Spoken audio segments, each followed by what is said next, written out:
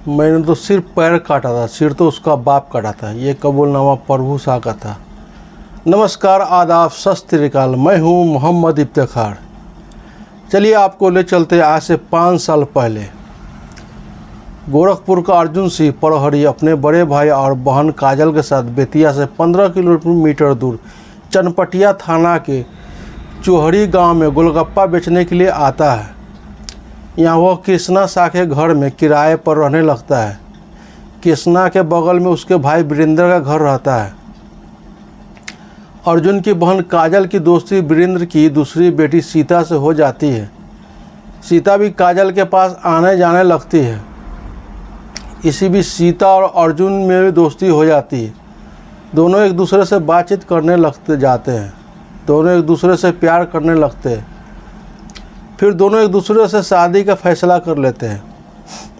इधर अर्जुन की बहन काजल का चूहरी क्लीच क्वार्टर इलाके में कमलेश से प्यार हो जाता है। करीब 3 साल तक एक दूसरे से मिलते जुलते रहते हैं। फिर शादी का फैसला कर लेते हैं। जब दोनों के परिवार को पता चलता है तो दोनों उत्तर प्रदेश में जाकर परिवार के मर्जी से शादी कर लेते हैं। इसके बाद अर्जुन सिंह परहरी और उसका भाई चोहरी से अपने घर गोरखपुर चले जाते हैं। लेकिन अर्जुन और सीता के बीच बातचीत होते रहता है। इसी बीच अर्जुन और सीता सबसे नज़र चुरा के एक दूसरे से मिल लिया करते थे। परिवार उनके रिश्ता के खिलाफ रहते हैं। परिवार दोनों के रिश्ता को मंजूर नहीं किया था। इसलिए सीता के पिता वीरेंद्र ने उसकी शादी कहीं और तय कर दी थी। लेकिन सीता इस शादी के खिलाफ थी। इधर 22 जुलाई 2024 को सीता सावन के मेले में घर से 3 किलोमीटर दूर सिरिसिया बाबा के पास मेले में चली जाती है।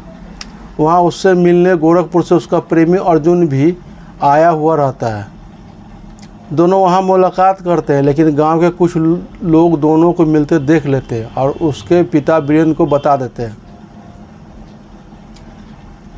सीता मिलकर जब घर वापस जाती है तो पिताजी उसको बहुत डांट फटकार लगाते हैं और मारते भी हैं। इससे नाराज़ होकर सीता 23 जुलाई 2024 को अपने चाचा के घर जाकर जिस रूम में अर्जुन किराए पर रहता था उसी में जाकर फांसी लगा लेती है। जब परिवार वालों को पता चलता है कि सीता फांसी लगा ली है तो सभी सोचने लग जाते हैं। उसके पिता कहते हैं कि पुलिस को फ़ोन करते हैं। तो उसके चाचा कृष्णा शाह कहते हैं कि रुकिए, पुलिस को बुलाइएगा तो हम सब फंस जाएंगे। एक काम करते हैं, आधी रात में लाश को ठिकाना लगा देंगे।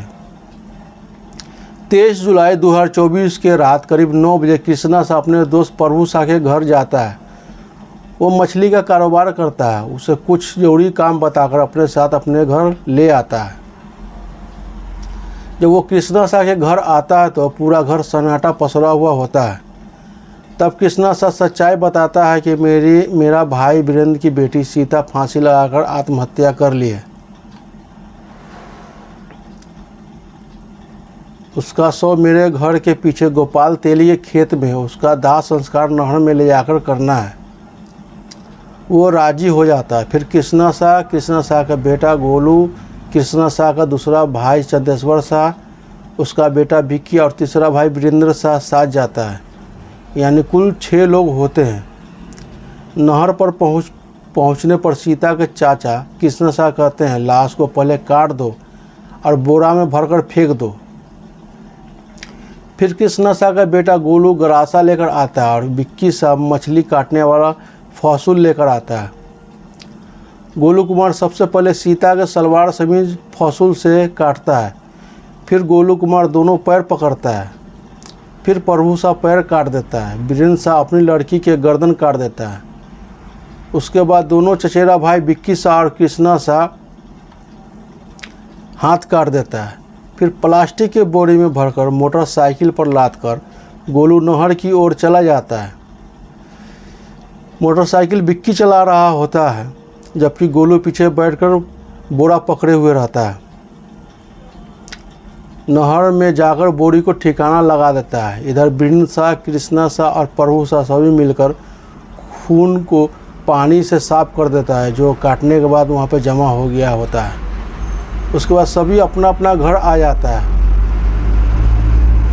कुछ दिन के बाद जो कि प्रभु का एक नंबर का बेवड़ा रहता है, वो पीकर शराब के नशे में बोलना शुरू कर देता है कि वीरेंद्र शाह की बेटी ने आत्महत्या कर ली थी तो मैंने ही सबको काट कर नहर में बहा दिया था।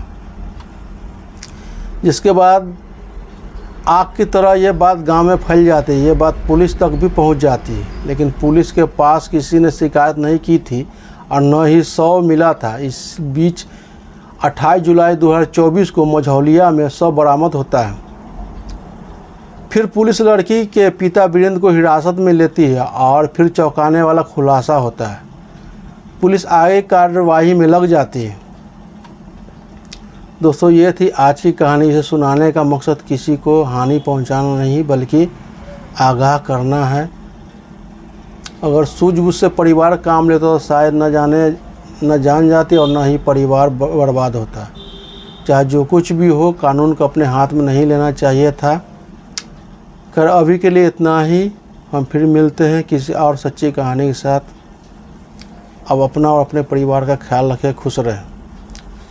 आप हमें YouTube पर देख रहे हैं तो सब्सक्राइब करें और Facebook पर देख रहे हैं तो पेज को फॉलो ज़रूर करें। दोस्तों, कहानी यहाँ तक पहुँचाने में बहुत मेहनत लगती है। बहुत मेहनत से ढूंढ कर कहानी बनाते हैं तो आपके पास पहुँचाते हैं। तो आप लोग जो हो जाए तो पेज के फॉलो या सब्सक्राइब करके ही जाए।